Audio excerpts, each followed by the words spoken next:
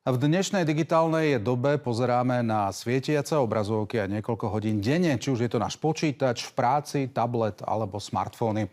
Sú to hodiny na obrazovkách, ktoré namáhajú náš zrak. Ako správne používať moderné technológie tak, aby netrpeli naše oči?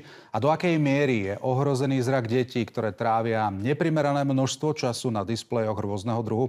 Aj o tom sa porozprávame na tému syndromu digitálneho namáhania očí s očným lekárom Ivanom Ďurkovičom, ktorého vítam v našom štúdiu. Dobrý deň. Dobrý deň, prajem peknú nedeľu. Pán doktor, tak na úvod si poďme povedať a vysvetliť našim divákom, čo je to vlastne ten syndrom digitálneho namáhania očí.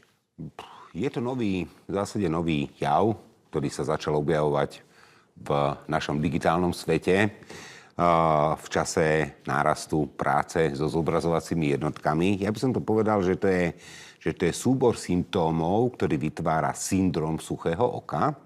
A tento syndrom suchého oka vlastne sa prejavuje rôznymi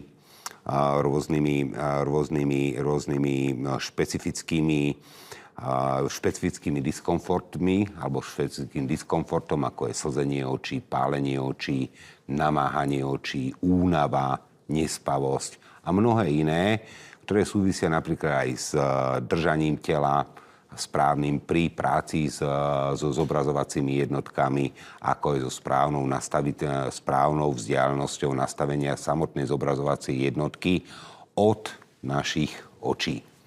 Čiže môžem povedať, že tie príznaky sú, ako ste spomenuli, teda pálenie očí. Pálenie, svrvenie, slzenie. Nespavosť, rýchla únava alebo rýchlejšie nekoncentrovanosť a mnohé ďalšie. Ktoré z týchto zariadení sú v podstate také najnebezpečnejšie? Sú niektoré tie obrazovky také, ktoré spôsobujú tento syndrom častejšie? Alebo... Samozrejme, že sú to obrazovky, ktoré nemajú dokonalé filtre. Tak dneska existujú rôzne filtre, rôzne kvality tých filtrov. Ale nemyslím si, že dneska sú na trhu niektoré tie displeje, ktoré by nejakým spôsobom vyslovene spôsobili nejaké ochorenie samotné. Je to skôr o čase a práci s tými zobrazovacími jednotkami. To znamená, že čím dlhšie pracujem so zobrazovacou jednotkou, tak tým menej žmúrkám. Platí tzv. Pravidlo, že pokiaľ sa pozerám do diaľky, tak žmúrknem za 1 minútu 40 krát.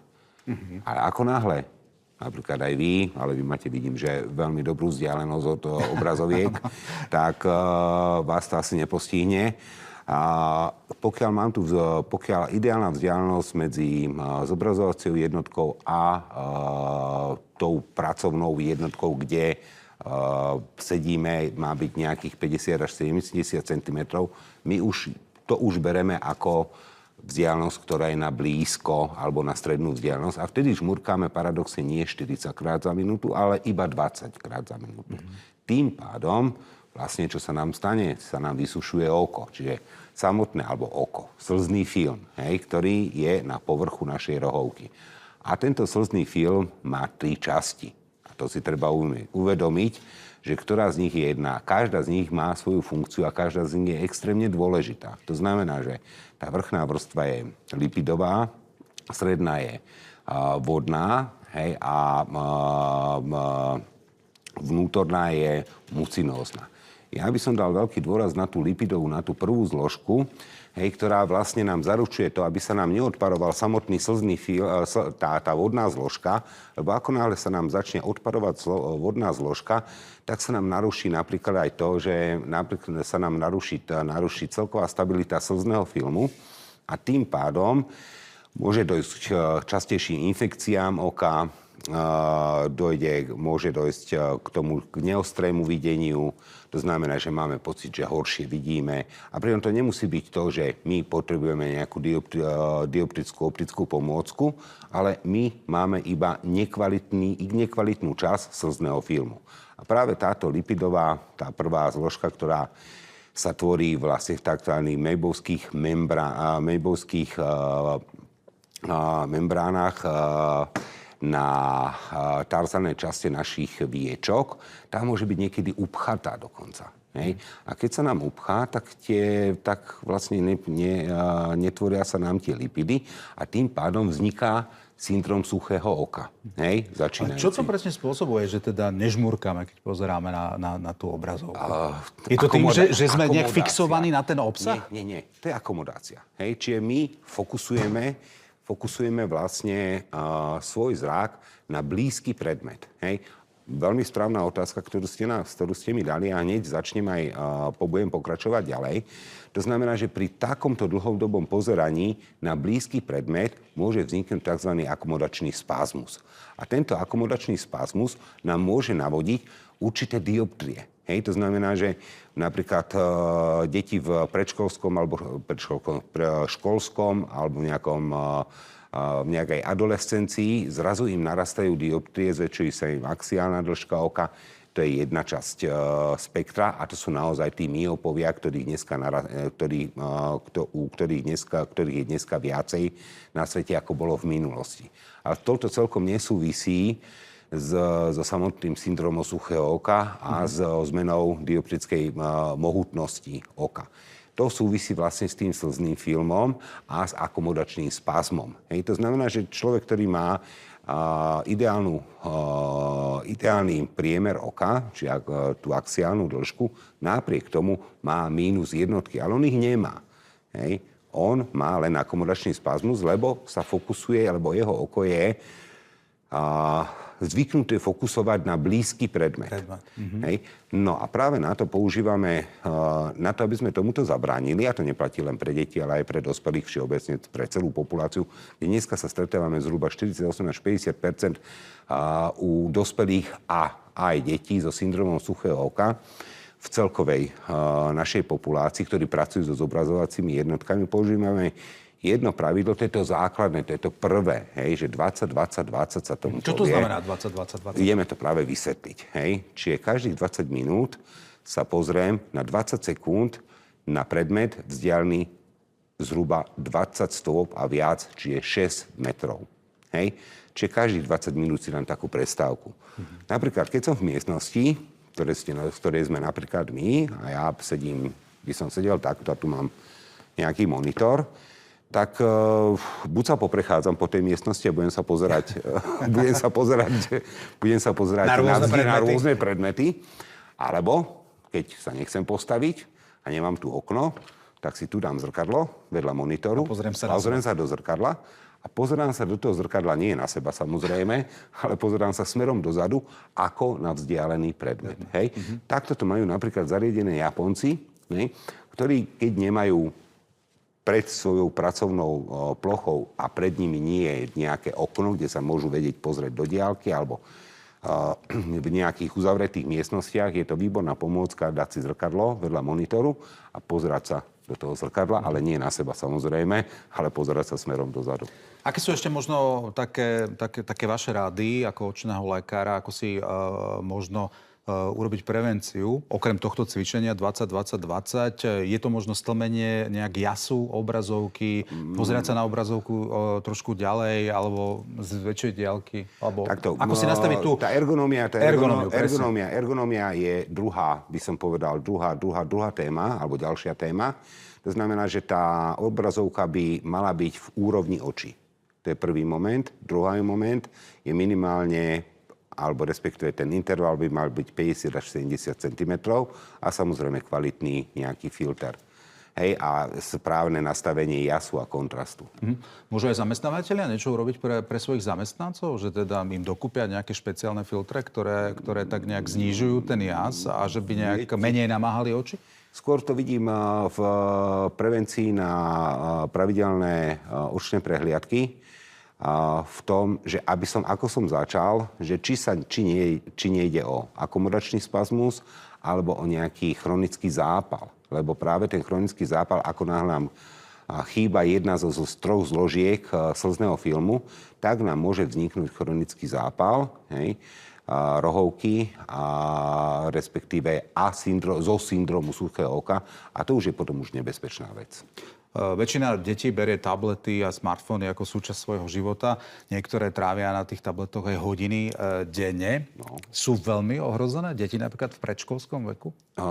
Takto v predškolskom veku, ja by sa to rozdielil do nejakých 3 kategórií. Prvá kategória je do tých 2 rokov. Žiadny tablet, od tých 2 do tých 5 maximálne 1 hodinu až 2.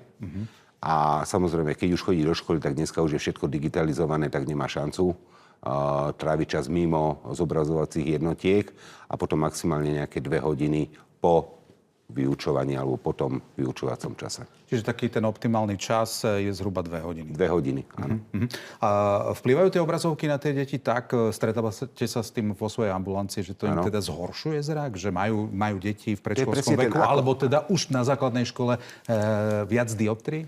To je presne ten moment. Vy tam musíte rozlišiť 2 veci. Či ide o naozaj refrakčnú vadu, kedy sa zväčšuje axiálna dĺžka oka a tým pádom sa oko myopizuje, alebo ide o akomodačný spazmus. Čiže axiálna dĺžka oka je fyziologická, čiže on je emetrop, to znamená, že nepotrebuje žiadne dioptrie a napriek tomu potrebuje povedzme -1, a to je akomodačný spazmus šošovky a to sa potom lieči kvapkami. Čiže on má reálne, by potrebovali -1 alebo -2 v cykloplegii, keď ho rozkvapkáme, že mu rozšírime oči a ochabíme akomodačnú schopnosť šošovky, tak vtedy zistíme jeho reálnu refrakčnú vadu, či ju má, alebo ju nemá. Čo by ste odporúčili rodičom, teda na čo majú dávať pozor? To je jedna vec. A možno, kedy si všimnúť, že už niečo nie je v poriadku? Za prvé žmúrenie, za druhé pálenie očí, nekoncentrovanosť sa, zlý spánok. To sú tie základné veci, kedy už by som začal byť opatrný a začal by som to dieťa pozorovať. A možno, čo sa týka nejakej teda liečby toho syndromu, toho suchého oka, možno tak, aby nemuseli navštíviť lekára, také prvé rady podľa vás? Ja by som to zase rozdelil. Dospelí a deti. Deti určite detská očná ambulancia odlíši to. Dospelí. Tam to musíme tiež rozmýšľať. Či sa nejedná o nejaký chronický zápal, jednotlivých týchto očných štruktúr, ktoré nám zabraňujú tvorbe kvalitného slzného filmu. Druhá vec. Treba si zase uvedomiť. Sme rozdelení na muži a ženy.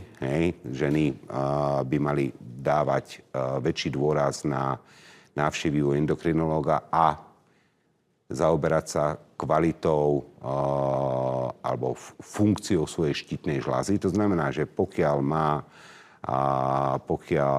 dochádza k hypofunkcii štítnej žľazy, dochádza aj k znekvalitneniu slzného filmu. To znamená, čiže to má vplyv. To má vplyv, samozrejme. Má x diagnóz, by sme tu boli naozaj možno niekoľko hodín, aby sme si to celé vysvetlili, ale to je tiež veľmi ohrozená skupina ľudí, ktorá napriek tomu, že proste jednoducho môže dodržiavať, môže si kvapkať kvapky, môže užívať nejaké podporné lubrikačné gely na noc a aj tak proste jednoducho tam sa zdvojnásobňuje tento syndrom suchého oka pri ochoreniach štítnej žľazy. Ale samozrejme, prevencia je taká. Umelé slzy, používanie umelých slz bez konzervačných látok, na noc nejaký hydratačný, respektíve nejaký lubrikačný gel, vitamín C, 1000 mg, 1 tabletka denne, vitamín D, ja hovorím, raz za týždeň si dať aj nejakého lososa, kde máme ten vitamín D, aby bol v tej forme naturálnej. Áno. Možno ešte posledná otázka, pán doktor. Aká je teda budúcnosť zraku v digitálnej dobe? Pretože tie technológie sa nám samozrejme stále vyvíjajú. Ako budú tie technológie ovplyvňovať zrak podľa vás? Dneska naozaj môžem povedať jednu vec, že extrémne oftalmológia pokročila v diagnostike samotnej. Čiže dneska vieme určiť presne, že ktorá z týchto zložiek je postihnutá a vieme nasadiť úplne presnú liečbu na danú časť slzného filmu. To je veľmi dôležité. Prvé začíname od diagnostiky. My musíme vedieť príčinu. A potom vidíme tú súvislosť. A následne začneme s tou liečbou. Tá liečba je dlhodobá, povedzme, blefaritida, zápal tých viečok, hej, ktoré nám tvoria tú lipidovú časť toho slzného filmu, sa rieši, povedzme, veľmi jednoducho. Ja tomu hovorím takzvaná, že zlatá pinzeta. Proste jednoducho sa uvoľnia pinzetou vlastne tie žľazy, ktoré nám vytvárajú tú lipidovú zložku. Je to síce troška bolestivé, ale má to extrémny účinok, ale musíte chodiť niekoľkokrát. Je to minimálne 10 sedení a potom sa to naozaj zlepší. Tak ja verím, že si dali naozaj dobré rady ľuďom. Bolo by ich viac, keby sme bolo mali by ich viac určite času. viac, keby sme mali aj trošku viac času. V každom prípade tie základné sme určite povedali. Myslím si, že áno. Trpia syndromom suchého oka. Ďakujem. Bol tu našim hosťom očný lekár Ivan Ďurkovič. Ďakujem veľmi pekne. Krásnu nedeľu ešte prajem. Dovidenia.